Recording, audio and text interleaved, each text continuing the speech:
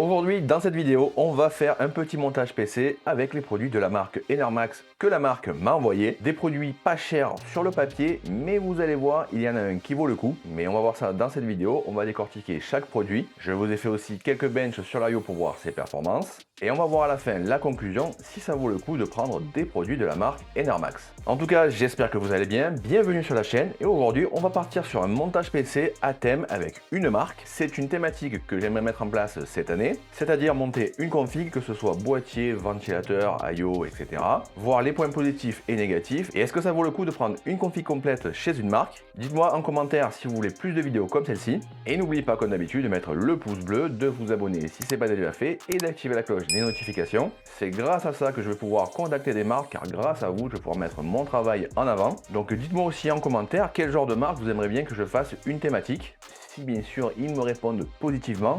Mais comme je vous l'ai dit, c'est grâce à vous, donc n'hésitez pas à mettre le pouce bleu et à vous abonner pour avoir un peu plus de poids auprès des marques. On va commencer par vous lister les composants que Enermax m'ont envoyés. D'ailleurs, je tiens à préciser que la marque ne m'a pas payé pour faire cette vidéo. Ils m'ont envoyé les produits gratuitement. Ils verront la vidéo en même temps que vous. Donc je peux dire ce que je veux en bien comme en mal. Les liens des produits seront en description, ainsi que mes réseaux sociaux. N'hésitez pas à me suivre, car je pense que je vous ferai gagner le boîtier sur mon Instagram. On va commencer en premier avec le Marble Shell, le MS31. Un boîtier avec la façade bien ajourée pour faire rentrer le flux d'air, donc type Airflow. La petite particularité que j'aime de ce boîtier, et ça c'est rare pour son prix, c'est que vous allez pouvoir l'ouvrir comme ceci. Voilà, ça c'est très appréciable, surtout pour faire l'entretien de votre PC. Je vais enlever la vitre, hop. À l'intérieur, on va retrouver la petite notice du boîtier. Et ce boîtier est équipé de 3 ventilateurs RGB, 3 devant et 1 derrière. Vous avez la possibilité de rajouter 4 autres ventilateurs, 2 sur le côté et 2 en bas sous la carte graphique, pour un total de 7 ventilateurs dans le boîtier. Au niveau des cartes mères acceptées, vous pouvez mettre toutes les cartes mères, que ce soit en ATX comme micro ATX, etc. Le ATX ne passera pas dans ce boîtier. De ce que je peux voir aussi, vous avez des petits plastiques pour masquer les câbles, et ça c'est très appréciable. Ça c'est le petit genre de truc que j'aime beaucoup. Bon, on les a pas de partout, mais au moins sur les deux principaux, quand vous avez passé le 24 pins, ça permet de masquer un peu les câbles à l'arrière. Et pour le câble management, c'est pas mal. Le point négatif que je peux remarquer déjà, c'est que ici, si vous ne mettez pas de ventilateur, vous allez voir l'arrière du boîtier, enfin la transparence, je sais pas si vous allez le voir à la caméra. Mais par contre aussi, c'est que il va falloir bien cacher les câbles, sinon, voilà, vous voyez les câbles apparaître. L'autre petit point que je ne suis pas fan, ça c'est mon goût personnel, c'est de voir ici l'alimentation. Personnellement, moi je préfère ne pas la voir, enfin c'est pas que je ne veux pas voir mon alimentation, ça ce sera les goûts de chacun. Autre particularité que j'aime beaucoup, c'est qu'ici on a pas mal de hauteur, ce boîtier est vraiment très grand. Et vous allez voir qu'avec l'I/O de la marque, il y a une petite spécificité que n'ont pas les autres marques. La petite hauteur ici, ça sera pas négligeable. À l'arrière maintenant, qu'est-ce qu'on va pouvoir retrouver ? Alors là, on va retrouver les petites vis, je pense, pour la carte mère. Oui, avec des ridelants, des petits plastiques si vous mettez vos SSD ici. Je pensais qu'on allait retrouver un hub avec le branchement des ventilateurs et du RGB. Mais non, là, les ventilateurs se branchent entre eux en termes d'ARGB. C'est pas mal, ça permet aussi d'économiser quelques euros et de ne pas acheter une grappe soi-même. Et pour gérer la ventilation des ventilateurs, là aussi, ils se branchent en série. Vous avez juste après à brancher un seul câble sur votre carte mère, que ce soit en termes de ventilation et de RGB. Vous allez retrouver aussi en dessous un rack pour mettre un seul HDD. Personnellement, pour le montage, je vais l'enlever. Je préfère avoir un maximum de place étant donné que je n'utilise pas de HDD. Et une fois que ce sera enlevé, on va pouvoir profiter d'un maximum de place. Voilà. En termes de filtre, là vous avez un petit filtre aimanté. À l'avant, là aussi, alors, vous avez un autre petit film aimanté. À l'avant, par la suite, vous pouvez rajouter 3 autres ventilateurs en 140 si vous voulez avoir encore plus de flux d'air. Et au niveau de boutons, là, pas de surprise, c'est comme la plupart des boîtiers, on a le bouton power, le bouton de redémarrage, 2 USB, un type C. Alors ça c'est pas mal pour le prix du boîtier. Et bien sûr, le traditionnel jack si vous voulez mettre un casque, etc. On passe maintenant au prochain produit. On passe maintenant à l'alimentation de chez Enermax, c'est la Révolution DF2 en 850 watts Gold. Une alimentation que je teste depuis pas mal de semaines maintenant, étant donné que j'ai reçu les produits il y a quelques semaines. Une alimentation que je me suis servi lors de tous mes benches pour voir si elle allait encaisser la puissance du 14700K en pleine charge. Vous allez voir après dans la suite de la vidéo les points positifs et négatifs que j'ai relevés sur cette alimentation. Comme je l'ai dit, c'est une alimentation en 850 watts 80 plus Gold. Et en plus de ça, c'est une alimentation full modulaire. Vous allez pouvoir brancher tous les câbles que vous voulez et surtout que vous avez besoin. La petite particularité de cette alimentation, alors je vais vous sortir le câble. Voilà, c'est que vous allez avoir le fameux câble 12VH PWR pour Nvidia. Là par contre on n'a pas la prise directement sur l'alimentation 12VH PWR, c'est juste deux câbles comme si vous mettez les câbles de CPU et d'alimentation de votre carte graphique qui ressort vers un câble 12VH PWR pour brancher votre carte graphique Nvidia. L'autre chose que j'ai remarqué au niveau des câbles, c'est que si vous voulez brancher deux câbles CPU sur votre carte mère, là par exemple si on prend une carte graphique avec 3 prises PCIe, il vous reste 2 autres prises si vous voulez brancher deux câbles à votre carte mère pour votre CPU, mais malheureusement dans la boîte on n'a qu'un seul câble disponible. Donc ça, dites-moi en commentaire si pour vous c'est un point négatif. Moi perso je préfère avoir deux câbles CPU qu'un seul. Après c'est que si, imaginons, vous tirez énormément sur votre CPU, si vous avez un i7 ou un i9, je pense qu'un i5 vous n'avez pas besoin d'avoir de câble. L'autre point que je voulais voir avec vous, c'est qu'à l'arrière de l'alimentation, d'habitude on a un bouton pour mettre l'alimentation en mode semi-passive qui se déclenche à un certain niveau. Là vous n'avez pas possibilité d'activer ce mode, l'alimentation va le faire toute seule. Ça aussi, personnellement, je préfère avoir le bouton, choisir si je veux que mon alimentation soit semi-passive ou non, et ne pas laisser l'alimentation toute seule choisir à ma place. Pareil, dites-moi en commentaire si pour vous c'est un point négatif. On passe maintenant à l'IO de chez Enermax. La référence de cet IO, c'est le LeakMac Flow en 360 mm dans sa version ARGB. Vous avez la version 240-280 en RGB et bien sûr cet IO est disponible en version non RGB. Alors la particularité de cet IO, c'est que comme vous allez pouvoir le voir, on a, hop là, un petit ventilateur au niveau de la pompe qui va permettre de refroidir les VRM avec sur le côté des guides en plastique qui vont vraiment guider l'air vers votre carte mère. Ce petit ventilateur est bien sûr RGB. Au niveau de la vitesse de la pompe, on sera de 1200 à 3000 RPM. Le petit ventilateur VRM, lui, ira de 500 à 3000 RPM.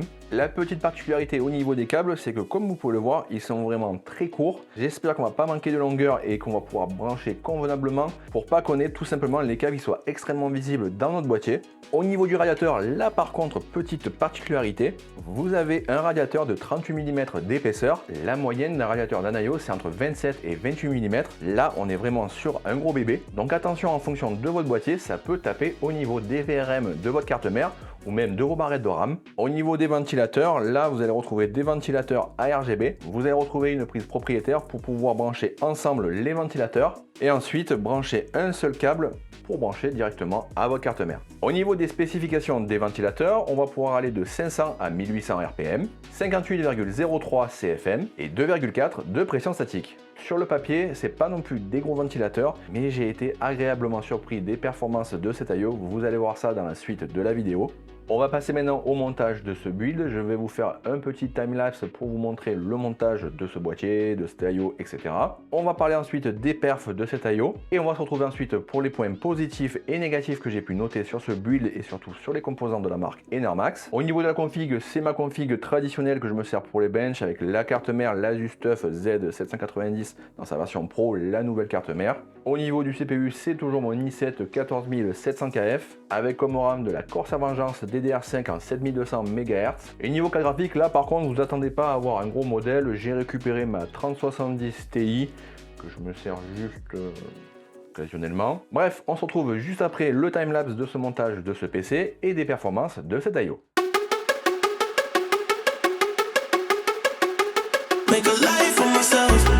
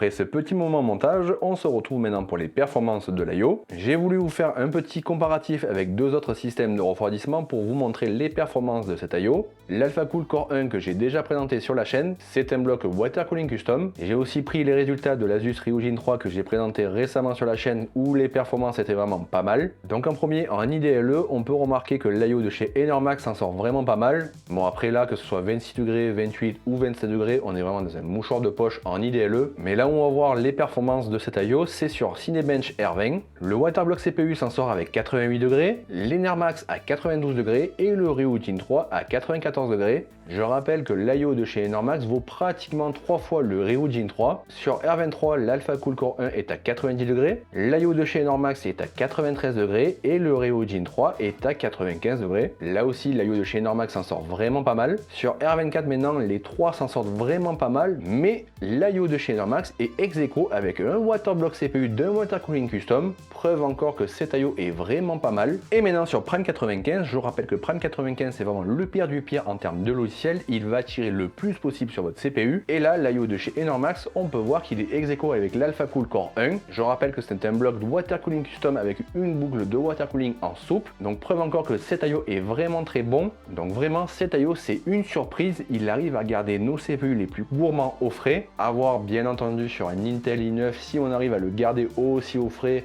sachant qu'on est encore plus en termes de chauffe. Mais en attendant, sur mon Intel 14700KF, je suis arrivé à le garder au frais dans tous les cas. Cet Ayo pour moi c'est une pépite, je pense que je vais l'utiliser lors de mes prochains tests de ventilateurs, etc. Bref, on passe maintenant à la suite de la vidéo, à de suite. Vous avez donc pu voir que les performances de cet Ayo sont vraiment exceptionnelles, surtout pour le prix, et ça on va en parler juste après. Mais avant de parler du prix, on va parler en premier des points négatifs et positifs que j'ai pu noter concernant les produits de la marque. On va parler en premier des points négatifs et positifs de l'alimentation. Le premier point négatif, c'est simple, c'est les prises, que ce soit au niveau de la carte mère et de l'alimentation, sont vraiment très dures à rentrer, il faut forcer un peu. Le second point négatif que j'ai relevé, c'est le bruit de l'alimentation. C'est un point que j'ai relevé au début de la vidéo avec le fameux bouton semi-passif à l'arrière qui n'existe pas, car là, la ventilation de l'alimentation ne tourne pas jusqu'à qu'elle chauffe un peu ou qu'elle soit fortement sollicitée. Si le ventilateur tournait légèrement, je pense qu'elle ne démarrerait pas au quart de tour et donc serait moins bruyante.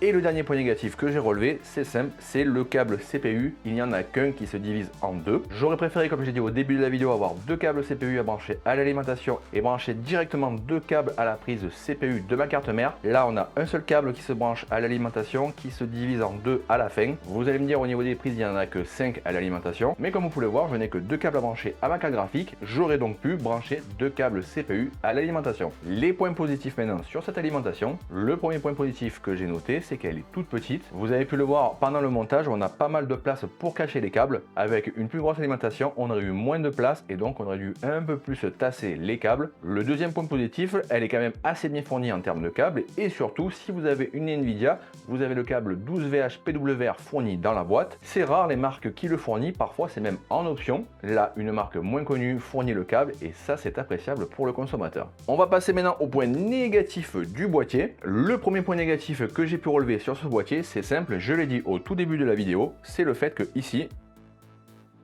on n'est pas de plaque pour masquer les ventilateurs manquants si vous voulez en rajouter. Vous allez me dire, généralement vous posez votre boîtier contre un mur et cette partie là est masquée, mais quand même comme vous pouvez le voir, on voit l'armature derrière. C'est pas non plus un gros point négatif, mais quand même. Le second point négatif sur le boîtier, et ça vous avez pu le voir lors du montage, j'ai dû tout enlever les ventilateurs avant-arrière en pensant que mon Ayo allait passer directement. Et je sais pas si vous allez le voir à la caméra, mais ici, les tuyaux butent sur le ventilateur, ils sont carrément posés. Là, il n'y a pas vraiment une place de plus dans le boîtier. Et j'ai même un doute, si vous mettez des 140 mm en façade, que ça passe avec l'Ayo. Le second point négatif aussi que j'ai relevé, c'est aussi en termes de place. Je vais vous montrer à la caméra en haut. Ici, c'est une raison aussi de pourquoi je n'ai pas pu mettre mes câbles d'extension blanche au niveau des prises de CPU. Tout simplement parce qu'il n'y avait carrément pas de place pour les câbles d'extension. Vous allez me dire, là on les voit pas du tout et d'un côté c'est pas plus mal. Mais j'ai dû forcer avec les câbles d'origine de l'alimentation pour visser l'Ayo. Je n'y arrivais tout simplement pas du tout à aligner les vis. Et j'ai galéré aussi à mettre les prises ventilateur et de la pompe au niveau de la carte mère. Ah si, j'ai quand même oublié, il faut quand même qu'on parle de la vitre, non ?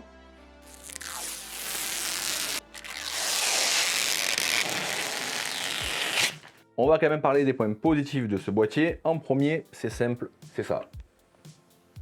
Voilà, le fait que la marque ait mis une vitre qu'on peut tout simplement ouvrir facilement, ça va vous permettre de faire la poussière de votre boîtier sans devoir déboîter la vitre et potentiellement casser celle-ci. Autre point positif, le fait que ce boîtier est évolutif si vous voulez rajouter des ventilateurs, en plus des 4 fournis avec le boîtier. Que la marque fournit des ventilateurs Full RGB, on sait tous que ça rajoute entre 15 et 20 fps en fonction de votre config. Les ventilateurs fournis avec le boîtier sont assez silencieux même à pleine charge et comme vous pouvez le voir, vous avez aussi une bonne luminosité. Et j'ai failli encore oublier un point positif sur ce boîtier, dans la boîte de celui-ci vous avez un support carte graphique et c'est pas non plus toutes les marques qui fournissent un support carte graphique avec un boîtier. Et pour le prix qu'on va voir juste après, eh bien il est vraiment bien fourni. Maintenant pour le câble management, je vais vous montrer la place que vous avez dans le boîtier. Alors par contre, me jugez pas, j'ai fait un câble management vraiment simple et efficace juste pour la vidéo.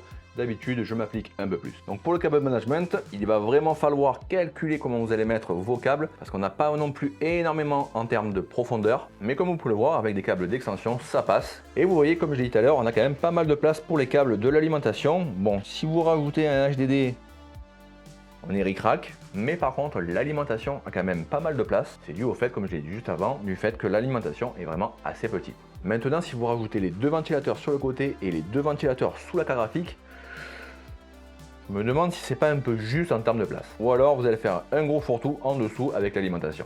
Je referme ça et on va parler maintenant de l'IO. On va passer maintenant au point négatif et positif de l'IO. Le premier point négatif que je vais dire sur cet IO, c'est ce que j'ai dit au début, c'est-à-dire les ventilateurs avec leur prise propriétaire. Si demain vous en avez un défectueux, il va falloir malheureusement, je pense, changer les 3, car je n'ai pas trouvé à l'heure où je tourne cette vidéo les ventilateurs seuls, du moins avec la prise propriétaire, car mine de rien, c'est quand même pratique de les brancher ensemble et d'avoir une seule prise à la fin, que ce soit en termes de prise RGB et de contrôle de la ventilation. Le second point négatif, c'est les 2 câbles qui partent de la pompe. Vous avez seulement 2 petits câbles qui sont vraiment tout petits. Si vous avez un autre boîtier, il faudra voir si vous ne devez pas revenir derrière, etc.